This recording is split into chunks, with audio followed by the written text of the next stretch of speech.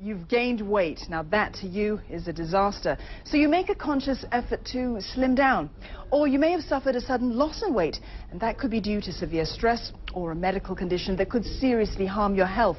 But has it ever occurred to you that your finances could also be hit by a disaster and leave you with nothing? Money Mind's Cho Keng-wet looks at why protecting your wealth is something you simply cannot afford to overlook.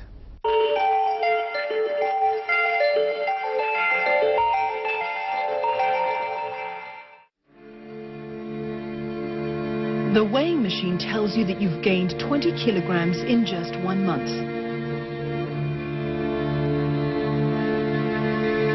You stare at the machine in disbelief and tell yourself this can't be so. But fact is fact. You weigh 120 kilograms now, and your shirts have become too small for you. Oh no!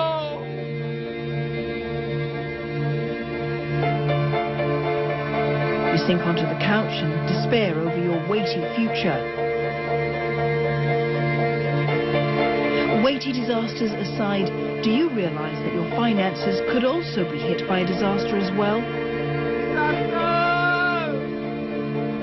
Professor Benedict Koh from Singapore Management University says there are 3 categories of risks that can lead to financial disasters. There's a class of risks that are associated with a person's life. So we should think of a human being as somebody who commands a stream of lifetime income during employment. And anything that affects this stream of income, whether it curtail it or disrupt it, is a risk. So example might be death, disability or critical illness. The second class of risk, Professor Koh says, is linked to a person's financial activities. For example, if you borrow, you are subject to credit risk. That is, you might default on mortgage payment or credit card payment. Next one is investment risk. If you try to grow your money and you take some risk in buying stocks, there's a risk that you might lose a substantial part of your lifetime savings. And the third one is inflation risk. Inflation is often regarded as harmless by people. But it's actually a silent killer, eating away at your savings. What's more, inflation affects all of us. So let me give you an example of the impact of inflation risk. If the inflation risk is just merely 3.5%, if you do nothing about it, in 10 years, 30% of your wealth will be gone. In 20 years' time, 50% of your wealth will be destroyed. And then by the time you reach retirement in 30 years, you'll be shocked that 2/3 of your wealth is destroyed by inflation. Money Mind headed down to town to find out if people are worried about a financial disaster. Oh, you have to live with it, I mean, and then you hope that your preparation is enough. The financial crisis just happened, I think, 2008. So to come back again, it may take many years. While you never know when a financial disaster will hit you, it's still important to think about protecting your wealth. In fact, Joyce Lim from Citibank Singapore believes wealth protection should be your first priority ahead of even wealth accumulation. She draws an analogy with a leaking bucket. If your bucket is leaking and you don't repair it, whatever you build, there will always be leakage.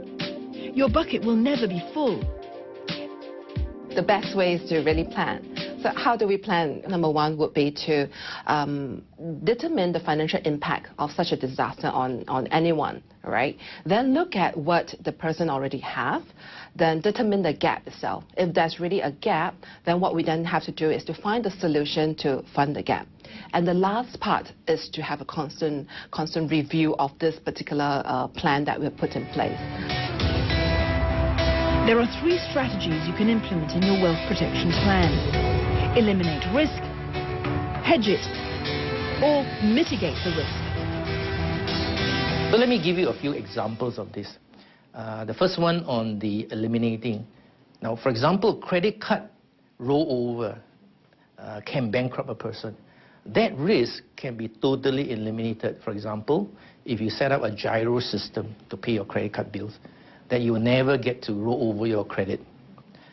Example of hedging might be critical illness.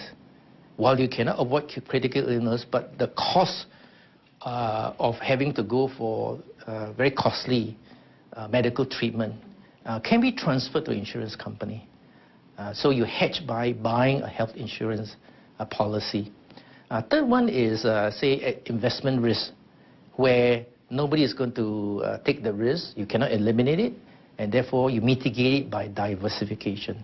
So you diversify in the following way. You can buy maybe securities in different sectors, different industry. You can diversify by buying into different markets. The strategy is diversifying across currency. And then lastly is asset allocation. It's good to think of dividing your wealth into different classes of assets like equity, bonds, and deposit. Our street poll found that members of the public generally have some safety net to fall back on in the event of crisis.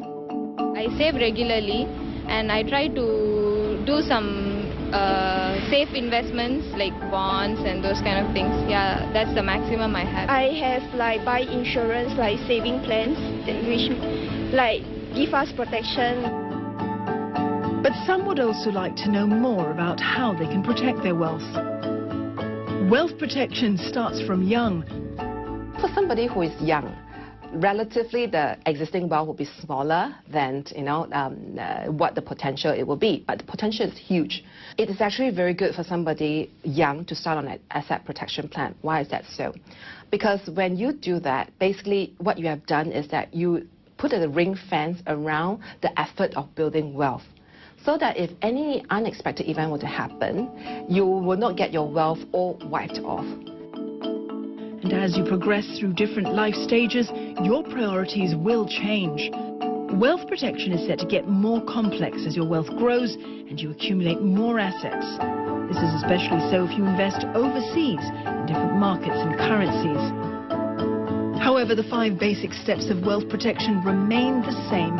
Identify the risks that will destroy your wealth, evaluate the risks, prioritize by dealing with the more important risks first, respond to the risks, and review the outcome of your risk management process regularly. That's our show for this week. Thanks for watching.